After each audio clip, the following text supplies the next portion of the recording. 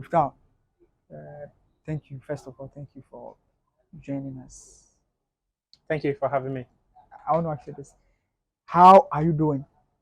I'm okay. I'm doing well. Woke up well, have strength, healthy. So I'm here. How was the Ramadan? Ramadan was actually okay. A period of purification, a period of spiritual strengthening. Um, it's always a month that I look forward to.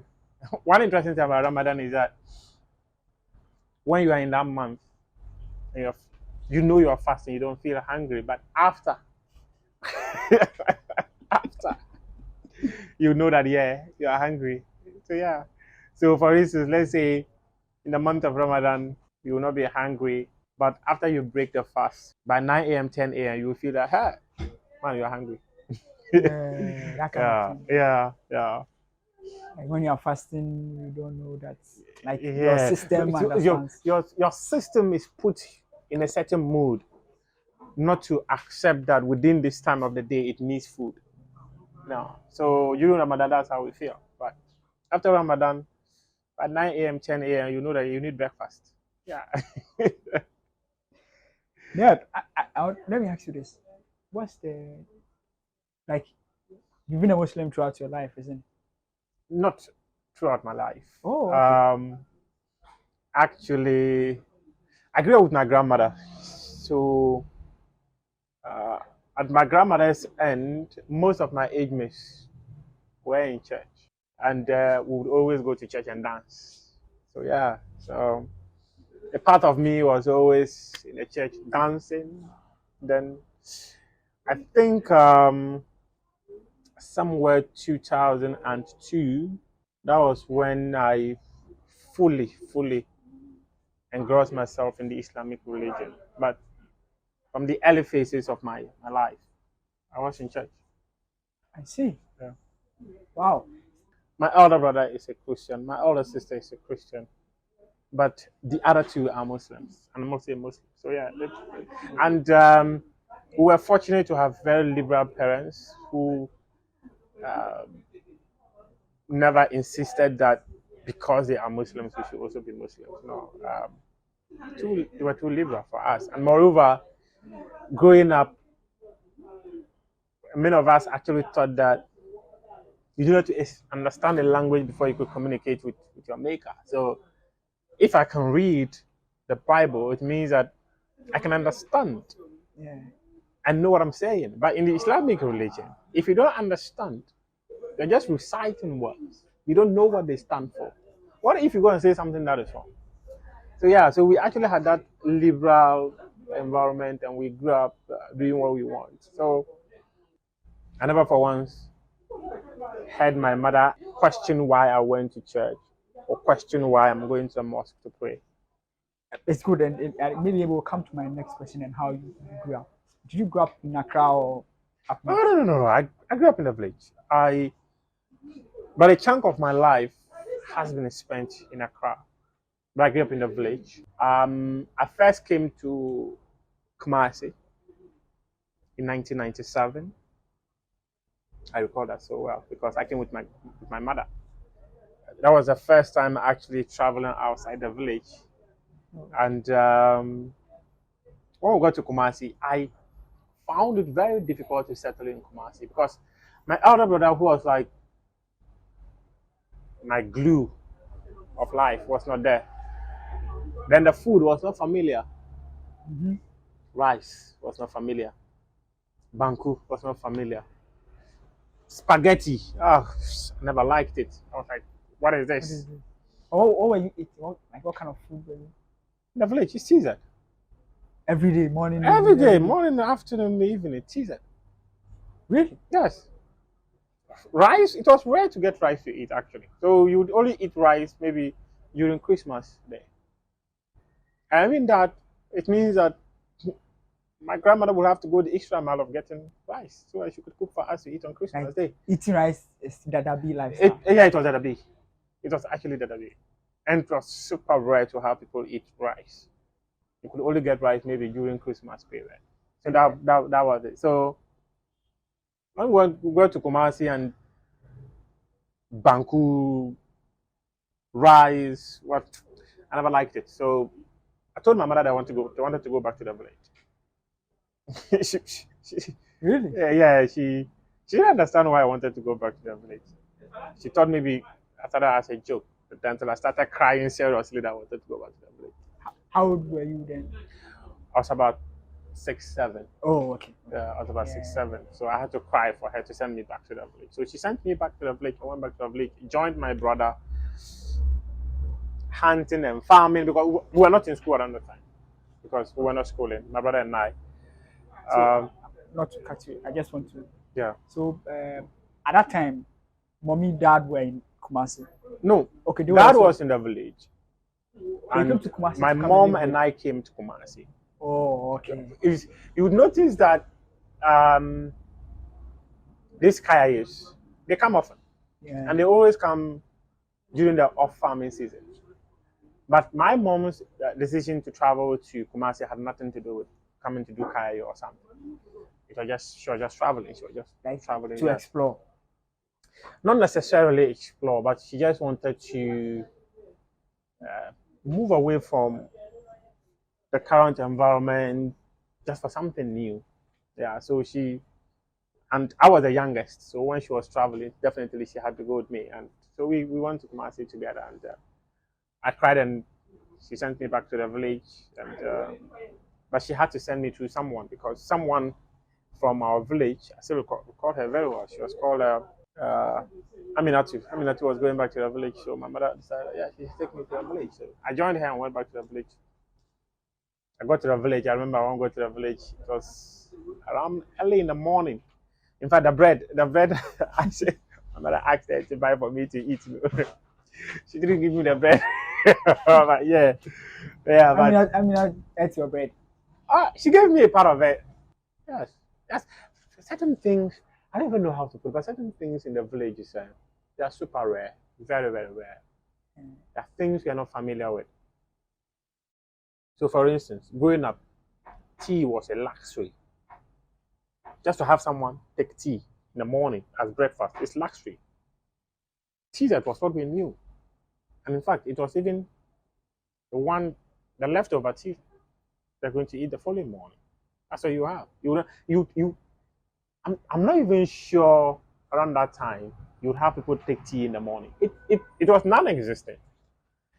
So yeah, so tea, Yeah. bread, and those stuff, we only saw them to be things that were in the south. So when you're going to the village, take them and go and share with people. So So you because went back to so mommy stayed in Accra, yeah, no, she Kumasi, stayed in Kumasi. She and you stayed went in back to. Kumasi and later came to Accra. But when I was in the village with my elder brother, I was enrolled in school somewhere 2000. That's like a year or two after. Yeah, that was like almost 3 years after because So you because started. somewhere 97. It was somewhere 97 that I still recall it was 97, and I remember the man who picked up with a bicycle to the nearby village to get a car to Kumasi and all that. Yeah, he was my uncle.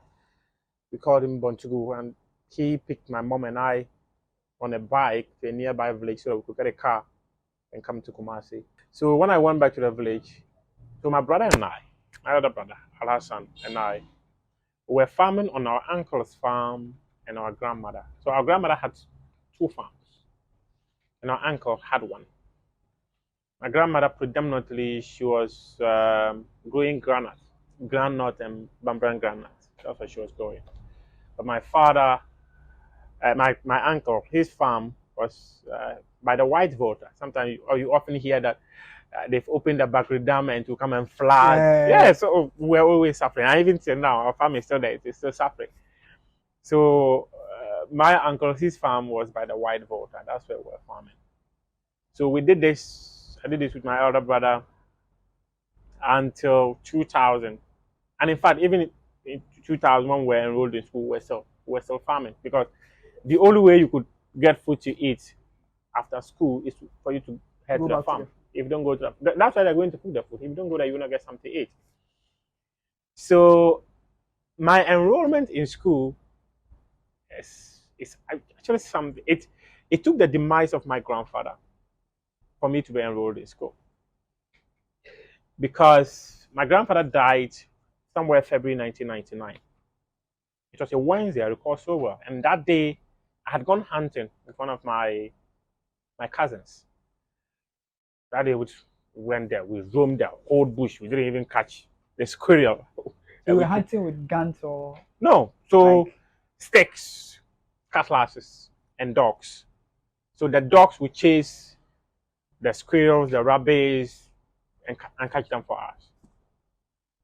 So that day, it was a Wednesday, we went, checked our traps, they caught nothing. We decided to hunt small because we wanted to get something and come back.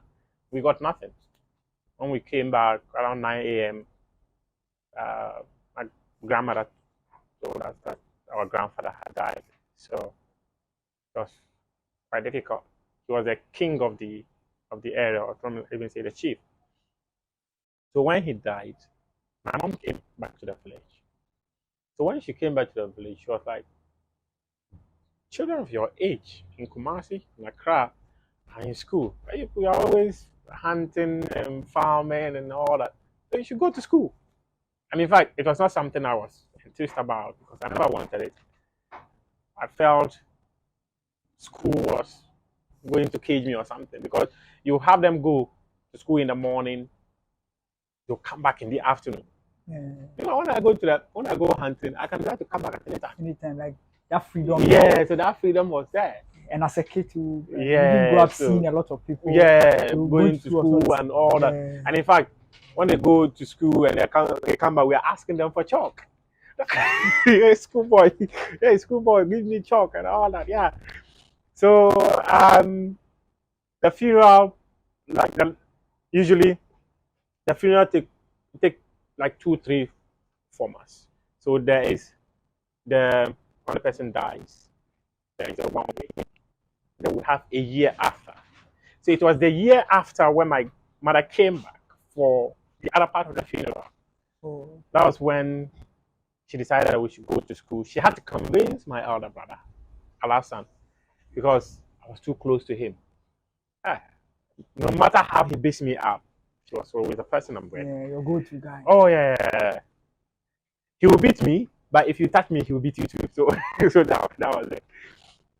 So when she convinced my elder brother to go to school, and I remember even the first day I was not in school, my elder brother went to school, I was not there. So it was too lonely for me in the house. And in fact, I remember that day I went hunting alone. And funny enough, when I went hunting, I caught a squirrel and a rabbit or so. It was too lonely. Then the following day, we went together to school. Then when we got to the school, within the first week in school, we grew. So at that time, you were how many years? I was almost 10. Okay, so you started Yeah. proper education at age 10. Yeah. At which level? Because I was about 3 months away to my 10th birthday. Oh, at which level? Oh, so I was just building the story. Within the first week in school, we're asked to count 1, 2, 3 up to 50. So you go to P2, primary 2. If you can count the 1, 2, 3 up to 50, you go to primary 2. If you can't count, you'll take it to primary 1. Oh. So, fortunately for me, I could not count the 1, 2, 3 up to 50, but I had them help me because we were seated around, there were no chairs. And in fact, we were writing on the floor. You write on the floor for the teacher to come and mark you and all that. Yeah, we were writing on the floor. And I remember a neem tree in the school. I can still picture the whole surroundings and all that. Yeah. Your first day at school? Oh, yeah. So we're counting 1, 2, 3. So I would say 1, 2, 3, 4, 5, 6, 7, 8, 9. If I forget something, because there were others who were already there, they would help me and I'll continue. So I was able to do up to the 50. And first time in school? Yeah, first time. Wow. And I was so P2 guaranteed. My elder brother, Alas, he could not. But he was too grown. He was like 14. Yeah, he was about 14 years. So there was nothing they could do. They had to let him join the P2. He would do 1, 2, 3. Then we were there. Then when they ask you which number are you on, he will say 50.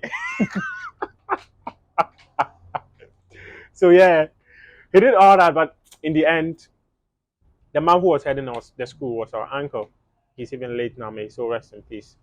Mr. Didi Damba. He died, and he put all of us in P2, P3, P4, P5, P6, JSS 1, and I came to Accra to join my mother because for so many reasons. When I got to primary 4, I was always ill.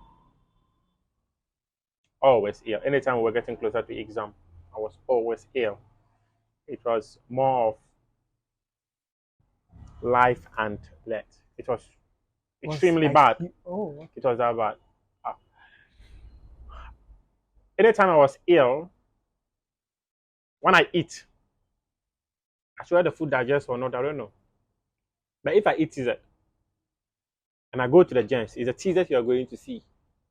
Yeah, it was that bad. yeah. So, and because it was very repetitive, my mother decided that no, I should come to Accra because it was happening almost every year. Every year. There was even one, they thought I was dead.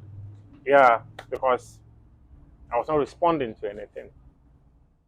So my mother decided no, I should come to Accra. And funny enough, when I came to Accra, that thing stopped. It's pretty funny. So I came to Accra, I joined my mother in Accra. But first, I was taken to Takoradi. It was my auntie who took me to Takoradi. That's where my mother's firstborn is. She's married there. So I was there. Then by February 2005, I came to Accra to join my mother. And by that time, I was in JSS. So I just continued, completed my JSS in Accra, went to Boku Secondary School. I went to Letterbia Kwashi, 3 JSS. And Letterbia Kwashi, closer to Radio Gold. Yeah, that's where I went to my JSS. People call it Tancastle Line. That's where I went to my JSS. And we're doing the morning and afternoon shift. Yeah, sometimes you come in the morning, sometimes you come in the afternoon. Yeah, so when we completed, I went to Boku Secondary School in the Upper East region, wrote my papers, secondary school, success at one touch, then went to University of Winneba for a diploma, went to University of Cape Coast for a degree, went to University of Cape Coast for a master program. So yeah, that's my journey. Whoa. That's an interesting story. Yeah. So how like you said, it's so simple. Secondary school, university, like back to university, do your masters. But for somebody who somebody who was not introduced to education at a very age, like like you didn't go to there's one bit that now they call Crutch. Montessori crèche, like, so many unnecessary. And so you went to university. Like, what influenced your decision to pick? What course did you read? What influenced it? And how challenging was it? It's pretty interesting that you grew up in an environment that you never had anyone to look up to. Well, my father gave birth to about 20 plus of us. I'm child number 14. And the only person to have tertiary education within the family. Hopefully, the 20. The 20 plus of us. Hopefully, my younger siblings will be able to also do it. Yeah. But at this point, I'm the only person who have a tertiary education within a large family. So there was absolutely no one to look up to. Absolutely no one to. So I remember when I completed secondary school and came to Accra, I'm sure, I actually even felt my journey was over. It was over in two forms because in secondary school, when I was in my second year, I almost pulled out because I could not pay my school fees. It was 51 Ghana cedis, 80 pesos or so. I couldn't pay. I was at the verge of being a dropout. And then my housemaster, Mr. Joseph, came to my aid. He did very well. And You see, you are in school, you don't have the money to pay, you are hiding. You cannot go to dining hall. You've not even paid your house dues. How do you go to dining hall and Yeah. all that? Always high, running away from the teacher who come and sack you. Yes. Then there's no gari for you to eat. Charlie, we've had a journey. So when I completed secondary school, I didn't know where the money was going to come from for me to Yeah, continue my continue. education because it was very difficult. But one way or the other, when God creates a path for you, you are going to follow that path. So I remember the first thing I did when I came to Accra was to join a printing company. They were called BB printers. To as a salesperson, you go and speak to a school if they are interested to print their books, and the company will print for them. I got my first contract. What is company printed the book? They gave me 20 cities as my Commission. commission. The next day I didn't go. 20 Ghana cities? Ah, 18. I said I was not going to do it again, so I refused. Then there was this guy, who is a relative. He was working as a garden boy. He told me there's a garden at Golf House, Shashi. Yeah. They needed someone to work on the garden. So yeah, I went there. It was under a company. It was being managed by a company called BB, it's Buaniges Company Limited.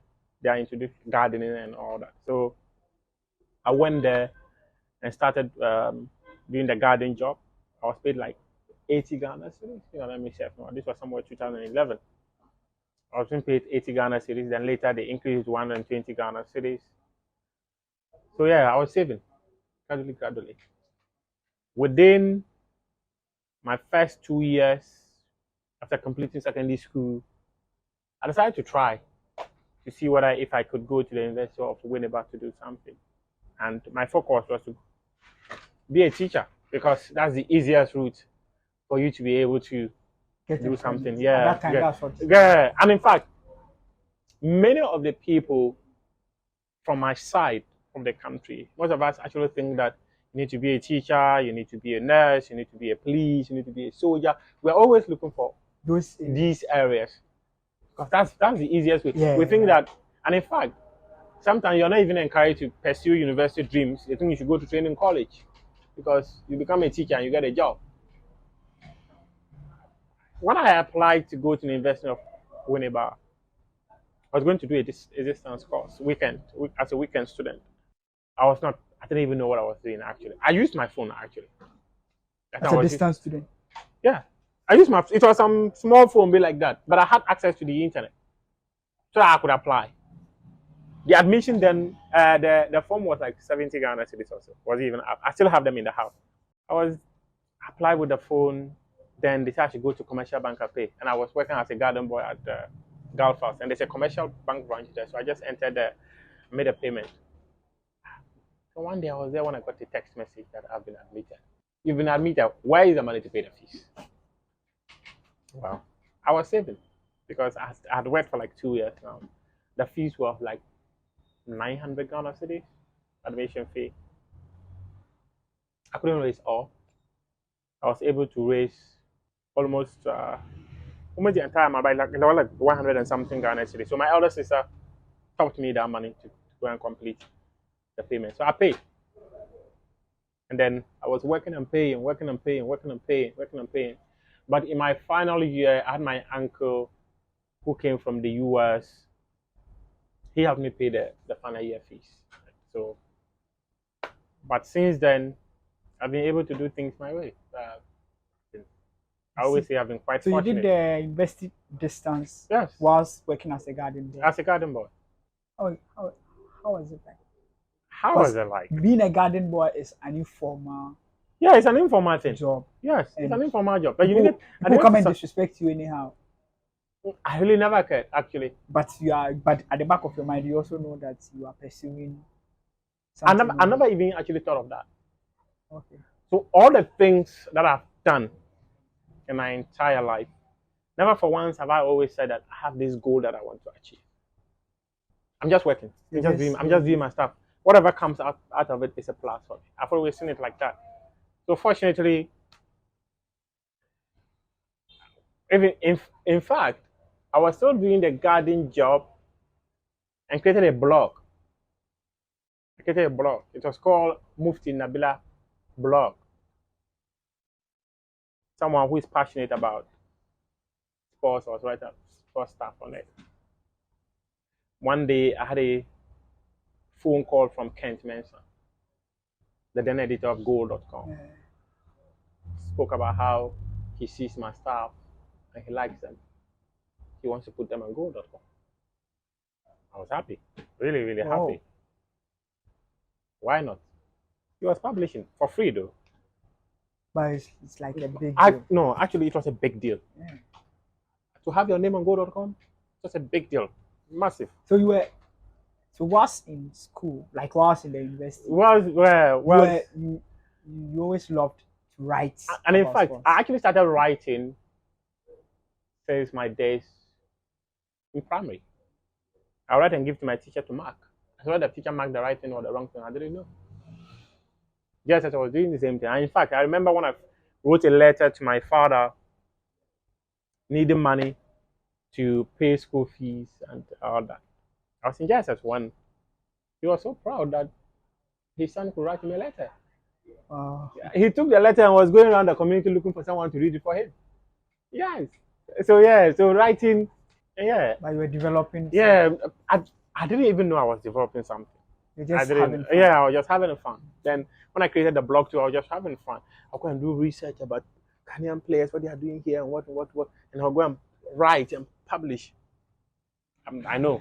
I will give the article to Kent Mensah. He will rewrite everything. Kent. But my name would be there. That was the biggest plus that I had. One Sunday evening, I was there when I got a call from Goffred Akoto Boafo. All sports, come and write for me. In fact, when he called me, he said I should come to his office at American House. That's where Ranger Ghana office is. Just directly opposite the Shell filling station at American House. There are no more there. Okay. Yeah, but they used to be there. So I went in there. Just myself, David Corty. He's now in the US.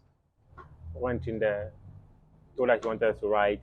He asked us to come and go and meet Sammy Boucher. Went and met Sammy. Sammy said he will pay us 300 Ghana cedis a month. 300 Ghana cedis. Yeah, I didn't even talk to.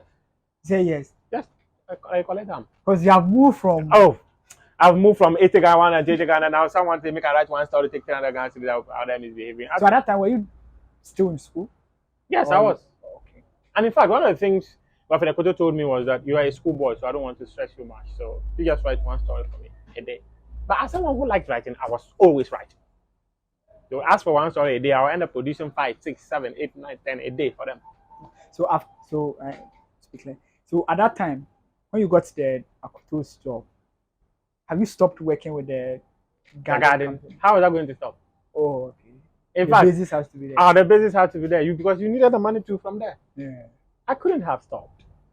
I needed that money. So let's say I was even, and in fact, the maximum increment I had in that company before I left was like 220 Ghana cedis. Then Goffred was giving me 300 Ghana cedis. That makes it 500 Ghana cedis. So yeah, so the money was growing small. You needed every single penny. I remember even the garden job, they owed me for like 5, 6 months. They never paid. Luckily, they were able to pay in bulk. I used to go and pay fish. It just came at the right time. And the garden job was like that. We could work for months and the man would not pay us. Months. The most annoying thing was the fact that you would see him eating plenty watch. I remember Sunday, I went to his office, gave him my peace of mind because they were owing me. So I left that company and they were owing me close to 3-4 months salary. Yeah. And unfortunately, it happened around the time that I was able to find my feet small because Laro Parotu of Sports Crusader had also called me to come and write for Sports Crusader. I wrote an article on Stephen Appiah. I said how Stephen Appiah redefined the Black Stars. And I think this is arguably one of my breakthrough articles that I've written. It was published by All Sports. It went viral. So when Chief Laro Parotu called me, he offered to pay me 700 Ghana cedi. So go fed 300. Garden 200. Parotu 700. Come on. You're a billionaire. I was not growing small. Yeah. Understand. So that was what happened. Then I was there with Laro Parotu somewhere 2015, June 2015. I had a call. It was a one ready morning. I had a call from Vice Linda Safo entry. She said, "My name is Linda Safo entry. I'm the news editor for Vice. Would you like to work with us?" Who wouldn't want to? And actually, I thought they were hiring me for the Vice website because my career was full of writing. And a schoolboy who was always writing and making mistakes. And the editors would do a nice job and I would take the credit and all that. But yeah, they called me. I went, the interview. Do you know how to edit? I said, no, but I'll learn.